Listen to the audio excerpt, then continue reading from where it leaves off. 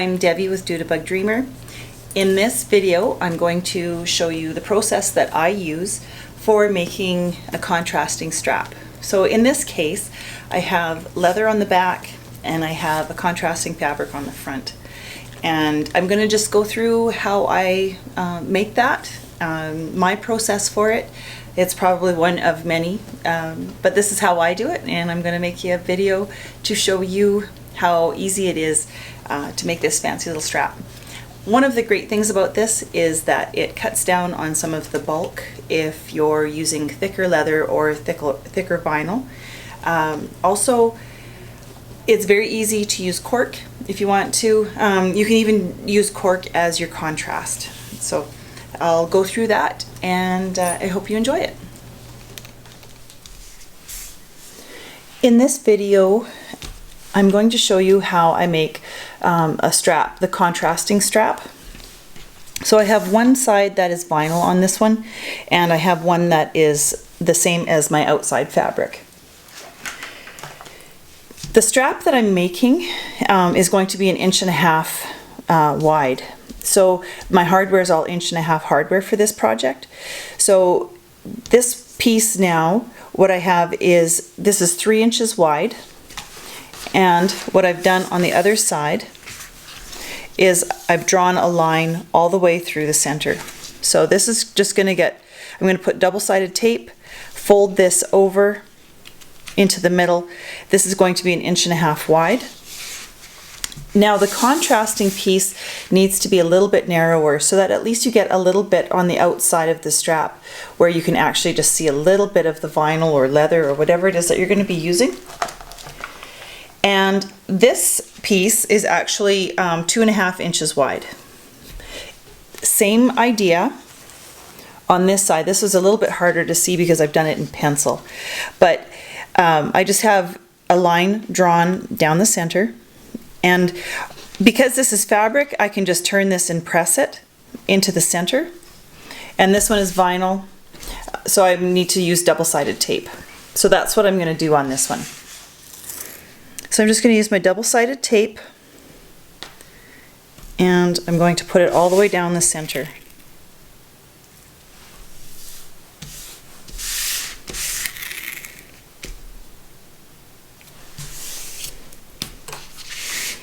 It doesn't have to be perfect.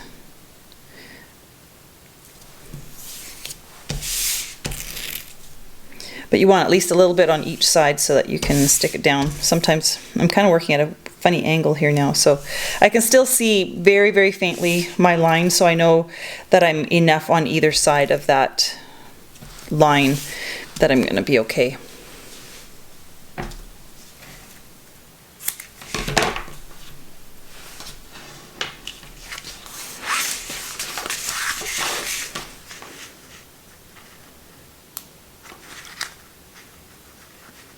And of course, trying to get this stuff going so that the sticky stays stuck and the paper comes off. There we go. I find for myself it works better for me to go side to side.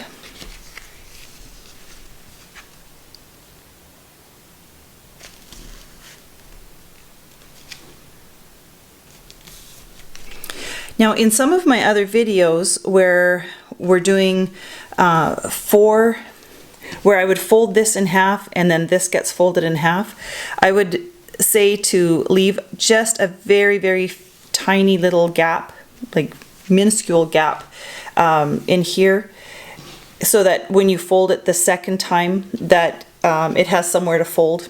It doesn't get too bulky right in that crease. In this case, we are only folding this over. So this can be butted up right tight together.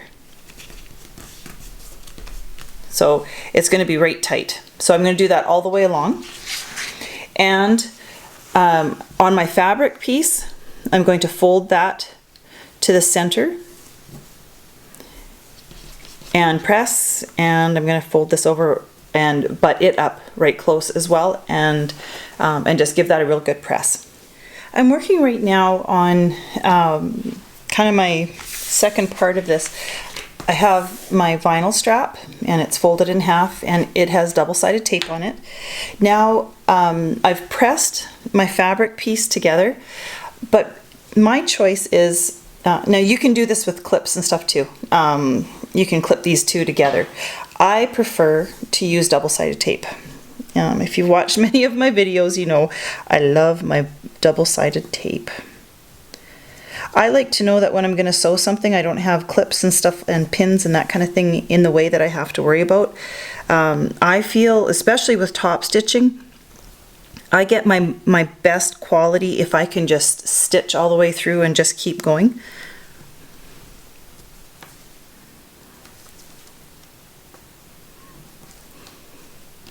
What I'm doing here, and the reason why I like to put the double-sided tape on my fabric side, I mean, I could just zip it down here and it would be on my vinyl, it would be stuck, it would be awesome, and then just put the fabric side. This is really nitpicky, but maybe it makes a difference. Maybe that's why I have compliments on my top stitching and that kind of thing, is if my fabric has shifted at all when I'm pressing and I end up with, and you can kind of see a little bit here, there's a little bit of a gap. Doing the double-sided tape on this side gives me the opportunity just to pull that together a little bit, and then I can stick it down, stick it together. Sometimes it takes a little bit of a rub there to really get it to stick. But I mean, I know it's one of those picky little things, but if you're looking for your bags to go from homemade to handcrafted, maybe this is just one of the little things that helps. Now I'm just grabbing, this is a hardware item. This is a laminate roller. You can get little ones, just a little tiny little roller that you can roll your double-sided tape to help stick it down a little bit better. I just always like to pull out the big guns and give this a real good roll. When I pull off my tape, I'm really hoping that my double-sided tape holds exactly where it's supposed to be, because I have everything positioned with my fabric so that my seam down the center is nice and tight.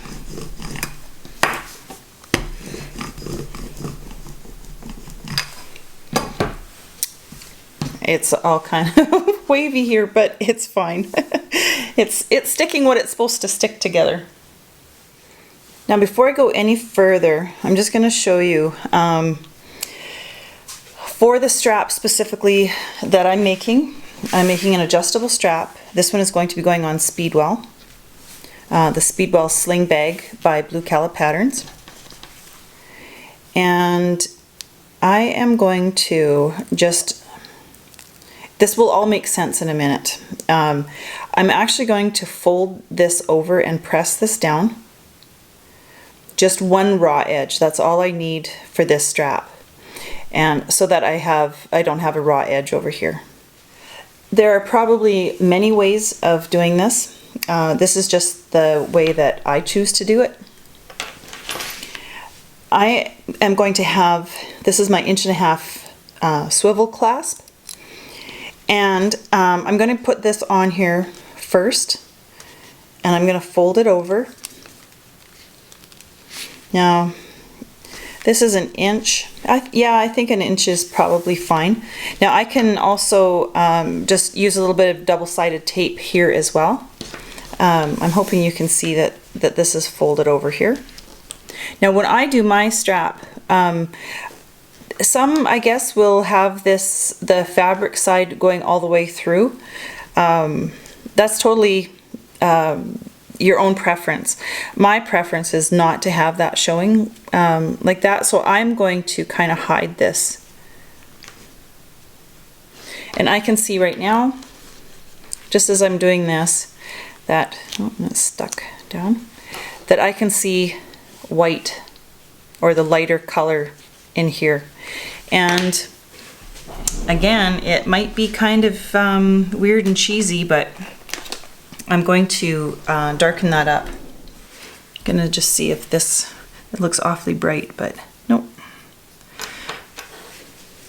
Because it's blue, I don't have, I could use edge coat here as well. I'm just, oh, sorry. Here we go. Okay, so I'm just going to kind of color the inside right here. It doesn't have to go in very far or anything like that. Just so that that edge is no longer visible. So now when I fold this over, I mean, really, it's only going to be the very, very outside edges that you would ever possibly see it. But again, just one of those little things. And actually, as I'm going along here, I'm going to change this because I don't like the fact that I've got even little edges sticking out past my fabric. So what I'm going to do is I can see where my corner is, or like where this fold was going to be. So I'm going to open this up a little bit.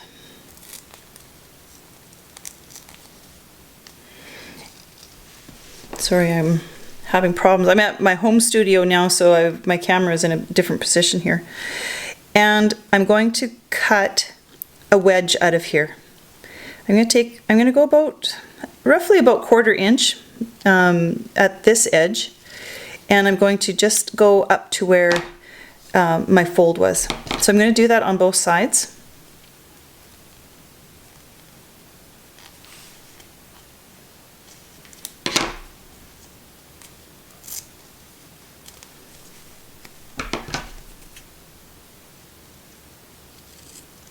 And this doesn't have to be exact. But what I'm going to do now is I'm going to take this and I'm just going to ease this over. So I'm going to go back to my line, to that center line. And what it's going to do is it's just going to taper this edge.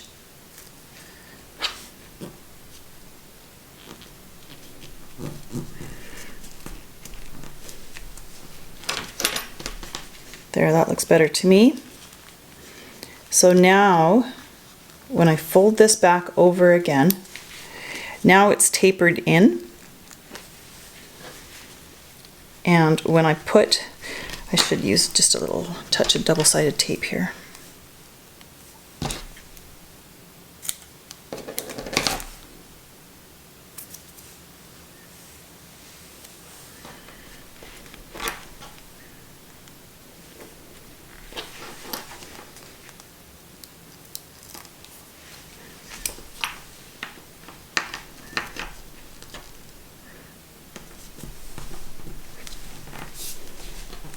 There, so now that's holding that down.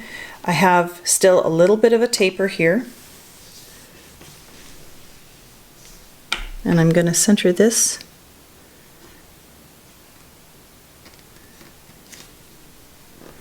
I have to remember that when I top stitch, I'm going to come across here. So I don't want this edge right totally up against my hardware, because it's going to be really hard to top stitch that if I'm too close to my hardware. And all I'm going to do is I'm going to remove my double-sided tape, and I'm going to, as carefully as possible, center this all the way down. So I can see already I'm going to have just maybe a little bit more than 1/8 of an inch on each side that my vinyl will show, and I'm going to top stitch that down. Now my double-sided tape should hold all of this nicely in place.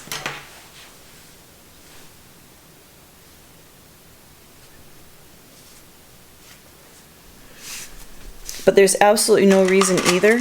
I just have big clips like this at home. But you could very easily just clip this all the way along as well. I managed to catch this in time. Originally I had put the swivel clasp on, but because this is an adjustable strap, this is actually what I want to have on this end, is my slider. So that's what I'm going to do here. Now I have everything all set up. I have things nice and even and ready to go. So I'm just going to go ahead and I'm going to top stitch at 1/8 of an inch from the edge of my fabric. So now I have my strap all done, and I have it looped back through so that it's going to be an adjustable strap.